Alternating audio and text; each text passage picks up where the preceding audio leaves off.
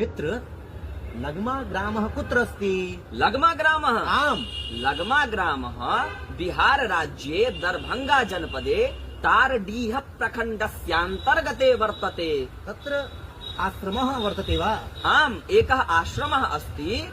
श्री जगदीश नारायण ब्रह्मचर्याश्रमः वर्तते।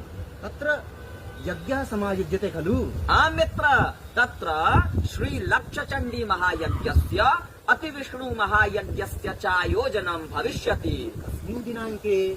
अस्मिन् वर्षे एव मार्च मासस्य प्रथम दिनाङ्कतः मार्च मासस्य 16 दिनाङ्कं पर्यन्तम् आयोजनं भविष्यति। तत्र कः विशेषः?